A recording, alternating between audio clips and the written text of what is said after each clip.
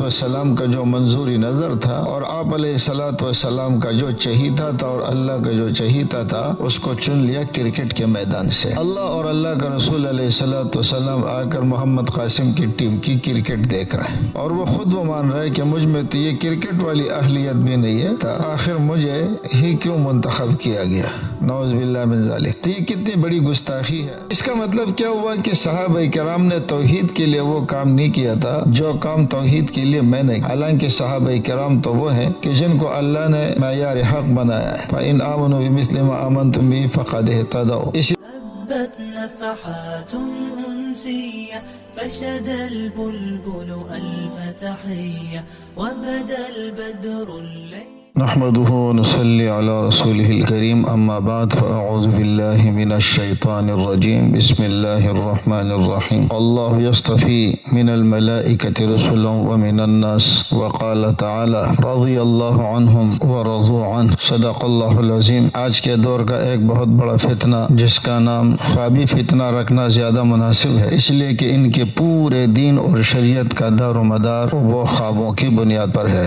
اس خوابی فتنے کو ہر طریقے سے لوگ ایکسپوز کر رہے ہیں، لیکن جس طریقے سے میں آج جس پہلو کی طرف توجہ دلا رہا ہوں یہ ضمناً میں پہلے بھی دلا چکا ہوں، مگر ایک بار پھر ذرا دوسرے انداز سے اس کی طرف توجہ کرتے ہیں۔ یہ خوابی فتنہ انتہائی گستاخ اور بدتمیز قسم کے لوگ ہیں جو انتہائی باریکی کے ساتھ اللہ، رسول اور دیگر انبیاء کرام اور صحابہ کرام اور امام مہدی کی توہین کرتے ہیں۔ سب سے پہلے دیکھیں کہ انہوں نے اللہ کی توہین کیسے کی۔ کہتے ہیں میں نے خواب میں دیکھا، لیکن یاد رکھیں خواب ان کے ہاں محمد قاسم کا جو خواب ہے نا، نعوذ باللہ، وہ وحی کا درجہ رکھتا ہے، اور اب تو محمد قاسم کو چھوڑیں، ان کے مریدوں کے خواب بھی وحی کا درجہ رکھنے لگے ہیں۔ کہتے ہیں میں کرکٹ کے میدان میں کرکٹ کھیل رہا تھا اور میں اپنے کھلاڑیوں میں بھی کمزور قسم کا کھلاڑی تھا کہ اللہ اور رسول اللہ صلی اللہ علیہ وسلم کرکٹ کے میدان میں آئے اور وہاں سے رسول اللہ صلی اللہ علیہ وسلم سے اللہ تعالیٰ نے فرمایا کہ ان لڑکوں میں سے ایک چن لو، تو رسول اللہ صلی اللہ علیہ وسلم نے مجھے چن لیا۔ میں سوچ رہا تھا کہ آخر میرا انتخاب کیوں کیا، اس لیے کہ میں کوئی اتنا بڑا کرکٹر تو نہیں ہوں اور مجھ سے اچھے بیٹسمین اور باؤلر موجود ہیں، تو میرا ہی انتخاب کیوں ہوا؟ اور پھر نبی علیہ الصلوۃ والسلام نے میرا انتخاب کر لیا۔ کر دیتا ہوں ڈریم۔ اس میں ہوتا یہ ہے کہ میں اپنے ہم عمر بچوں کے ساتھ ایک کرکٹ اسٹیڈیم ہوتا ہے، اس میں کھیل رہا ہوں اور میری جو پوزیشن ہوتی ہے نا وہ تھرڈ مین کی ہوتی ہے۔ تو اب میری جو نظر پڑتی ہے سامنے سیدھا جو وی آئی پی سیکشن ہے وہاں پر، تو وہاں پہ اچانک اللہ اور محمد صلی اللہ علیہ وسلم آتے ہیں۔ تو اللہ خاتم النبیین محمد صلی اللہ علیہ وسلم سے کہتا ہے کہ آپ نے ان بچوں میں سے جو سا بچہ چننا ہے نا وہ چن کے تو مجھے بتا دیں۔ وہ بات کرتا ہے تو پھر محمد صلی اللہ علیہ وسلم کہتے ہیں اچھا۔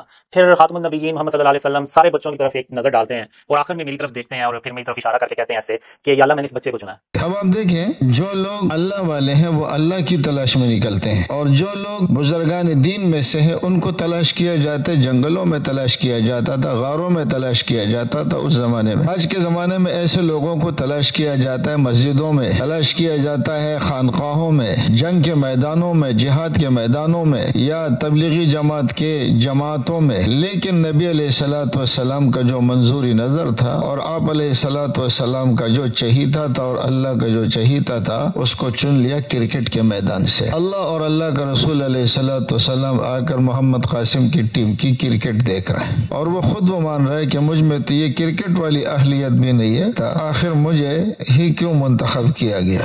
نعوذ باللہ من ذالک۔ تو یہ کتنی بڑی گستاخی ہے اللہ کی کہ اللہ وہاں سے ان کے پاس آ رہا ہے کرکٹ کے میدان میں، اور کرکٹ کے میدان میں ان سے گفتگو ہو رہی ہے۔ نبی علیہ الصلوۃ والسلام غار حرا کے اندر عبادت میں لگے ہوئے، اللہ کی تلاش میں لگے ہوئے۔ حضرت مریم علیہ السلام کا تذکرہ آتا ہے تو وہ محراب میں ان کے پاس، لوگ ان کو تلاش کرتے ہیں تو محراب میں آ رہا ہے۔ حضرت موسیٰ علیہ الصلوۃ والسلام کو تلاش کرتے ہیں تو طور سینا پہ جا رہے ہیں، جہاں وہ دنیا سے الگ تھلگ ہو کر اللہ رب العزت کی عبادت کر رہے ہیں۔ اس طریقے سے امت کے اولیاء اور بزرگوں کو دیکھے، لیکن محمد قاسم کو تلاش کرنے کے لیے کرکٹ کے میدان میں آئے۔ وہ خود بھی کہہ رہے کہ میں حیران تھا کہ میں کوئی اچھا کھلاڑی تو نہیں ہوں، تو انہوں نے مجھے ہی کیوں منتخب کیا۔ یہاں بات رسول اللہ صلی اللہ علیہ وسلم کی ہے اور اللہ رب العزت کی ہے۔ نعوذ باللہ، اللہ اور اللہ کے رسول پر جھوٹ بول رہی ہے۔ اگر یہ کسی اور کی بات ہوتی نا کہ میں کرکٹ کے میدان میں تھا اور کرکٹ بورڈ کا چیئرمین آیا اور وہ چیئرمین مجھے منتخب کر کرتا تو میں بتا دیتا کہ جب تو اچھا کرکٹ نہیں تھا، اچھا کرکٹر نہیں تھا، اور پھر بھی چیئرمین صاحب آ کے تجھے منتخب کرنا، تو شاید چیئرمین صاحب وہ ہجڑوں کی ٹیم بنانا چاہ رہے تھے، اس کے لیے آپ کو منتخب کیا۔ لیکن افسوس یہ ہے کہ یہ بات انہوں نے اللہ اور اللہ کے رسول کی طرف نسبت کر کے کہی ہے، تو اب اس کی وجہ کوئی بھی بھائی بتا سکتا ہے کہ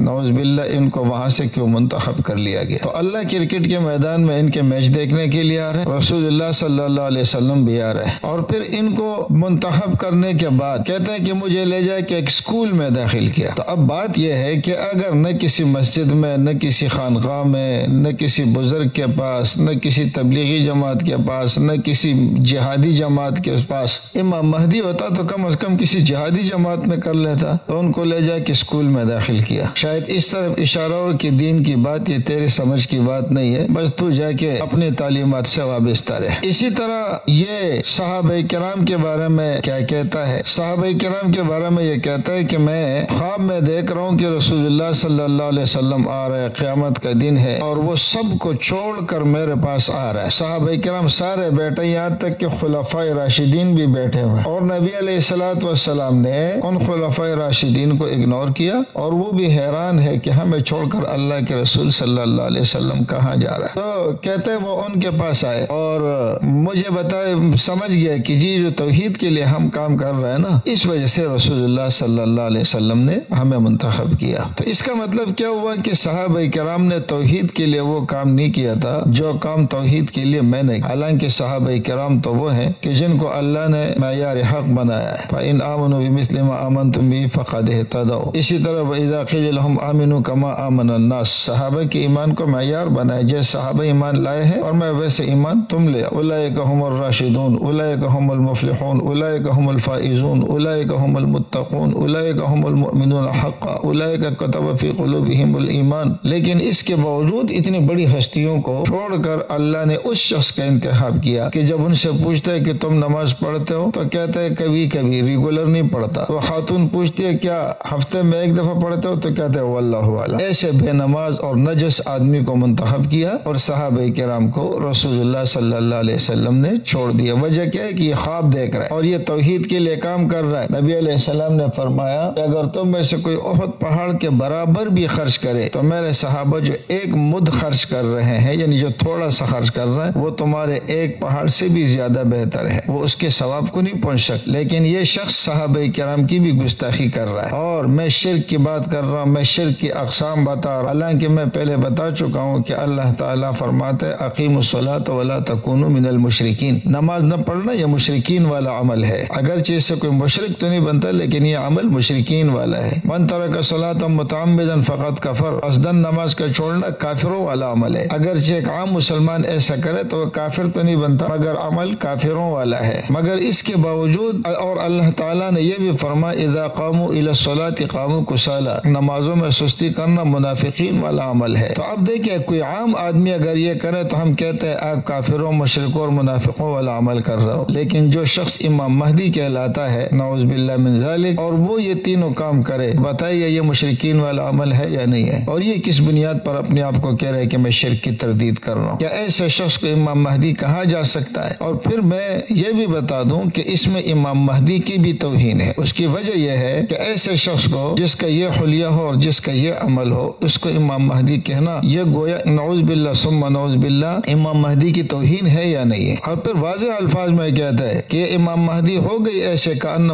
رجل من بنی اسرائیل، بنی اسرائیل کے آدمی اور لوگوں میں سے کسی کی طرح ہوگا۔ تو اب امام مہدی کو نعوذ باللہ یہودیوں سے تشبیہ دینا، حالانکہ وہ تشبیہ اس بات میں نہیں تھی کہ وہ داڑھی منڈوائے گا، وہ ان کا لباس پہنا ہوا ہوگا، اس پر بھی ہمارا کلپ موجود ہے۔ تو کیا یہ امام مہدی کی توہین نہیں ہے؟ کسی نہ کسی طریقے سے زور لگاتا ہے کہ امام مہدی کو فاسق و فاجر تسلیم کیا جائے۔ حضرت سلیمان علیہ السلام کے بارے میں کہتا ہے کہ نبی علیہ السلام انبیاء سے افضل اس لیے ہیں کہ باقی آپ علیہ السلام کے میں کامل توحید پایا جاتا ہے، اور باقی جو انبیاء کرام تھے انہوں نے توحید میں کمال کو نہیں پہنچے۔ حضرت سلیمان علیہ السلام وہ مورتیاں بناتے تھے، یعملون لہ ما شاء من محارم و تماثیل، تو گویا وہ شرک سے مکمل پاک نہیں تھے بلکہ شرک کی قسم ان کے اندر پائی جا رہی تھی، نعوذ باللہ من ذالک۔ حالانکہ اس زمانے میں تصویر بنانا یہ جائز تھا، مورتی بنانا جائز تھا، بعد میں جا کر وہ حرام ہو گیا، اور یہ کہہ رہے کہ انہوں انہوں نے شرک کی اچھے طریقے سے تردید نہیں کی۔ اسی طرح حضرت یوسف علیہ السلام اور ان کے والدین اور بھائیوں کے بارے میں بھی کہتے ہیں کہ ان کا دین بھی ناقص تھا، یعنی کہ